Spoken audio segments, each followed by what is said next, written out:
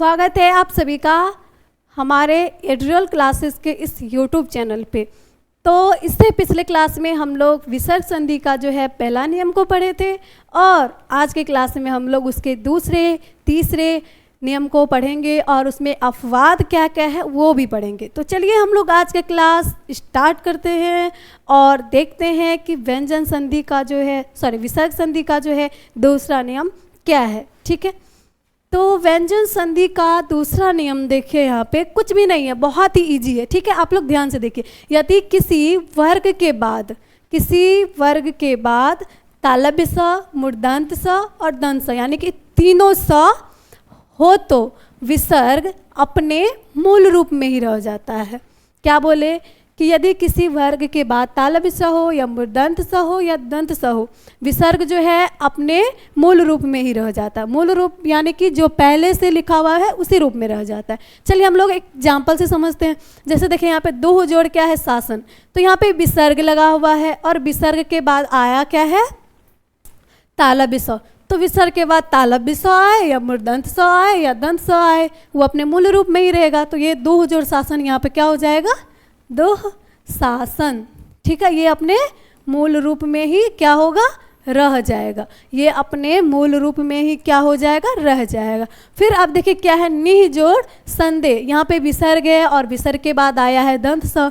तो विसर्ग के बाद कोई भी स आए तो वो अपने क्या रहेगा, अपने मूल रूप में। तो यहाँ पे क्या हो जाएगा, निह संदेह।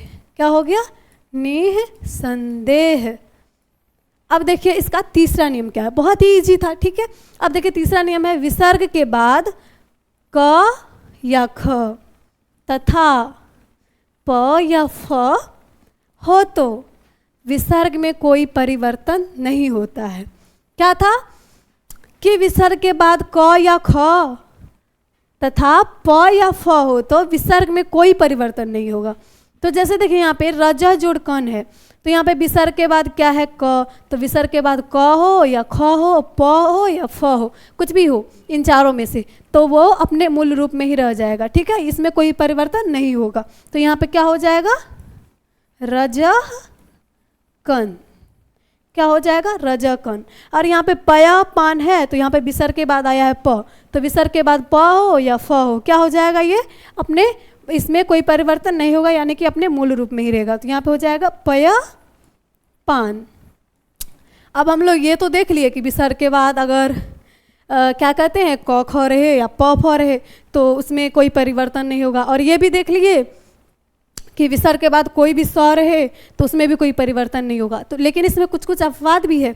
ठीक है, तो चलिए हम लोग उस अपवाद को देखते हैं। ठीक है, देखिए इसमें अपवाद क्या है।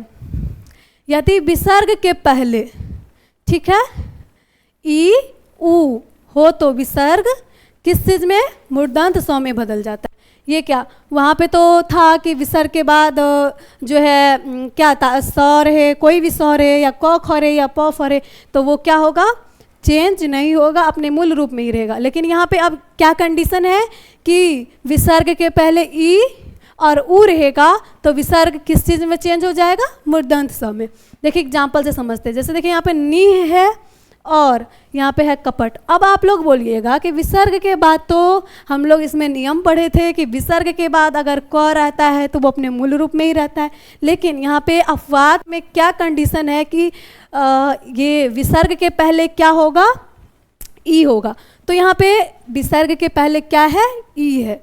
ठीक है, तो ई है तो यहाँ पे क जो है, ई और उ हो तो विसर्ग किस चीज़ में चेंज होगा, विसर्ग यहाँ पे विसर्ग के स्थान पे क्या हो जाएगा, मूर्धन्य स। तो यहाँ पे क्या हो जाएगा, निस कपट। क्या हो जाएगा, निस कपट। ठीक है, अब देखिए दूसरा एग्जाम्पल, दो जोड़ कर्म। यहाँ पे देखिए विसर्ग है और विसर्ग के पहले क्या है, उ है। तो यहाँ पे विसर्ग के स्थान पे क्या हो जाएगा, मूर्धन्य स। तो यहाँ पे क्या हो जाएगा, दुष्कर्म। क्या हो गया, दुष्कर्म।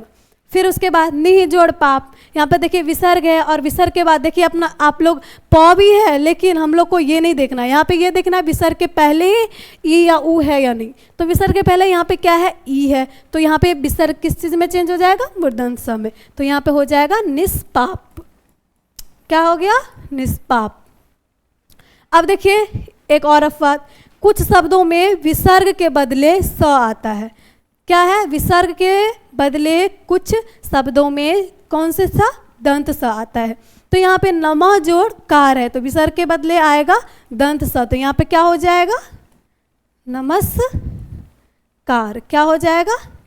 नमस्कार। उसके बाद फिर क्या है? भा जोड़, सॉरी देखिए ये एग्जाम्पल को पहले देखते हैं। पूरा जोड़ क्या है? कार है। तो यहाँ पे देखिए ये यहाँ पे है विसर्ग, तो यहाँ पे विसर्ग के बदले यहाँ पे क्या हो जाएगा? यहाँ पे हमारा ये नियम भी कह रहा है कि कुछ शब्दों में विसर्ग के बदले कौन से स हो जाता है? दंत स। तो यहाँ पे हो जाएगा पुरस्कार। क्या हो जाएगा? पुरस्कार। और भा जोड़ पति, यहाँ पे क्या हो जाएगा? भा। उसके बाद ये विसर्ग के बदले हो जाएगा दंत स, तो यहाँ पे हो जाएगा भास्पति। ठीक है। और एक यहाँ पे हमारा है भा जोड़ कर, तो इसका जो है संधि विच्छेद करने पर क्या आएगा? भा जोड़ कर। उसका जो है जवाब आप लोग कमेंट में दीजिएगा। ठीक है। तो अब जो है हम लोग मिलते हैं नेक्स्ट क्लास में। Thank you.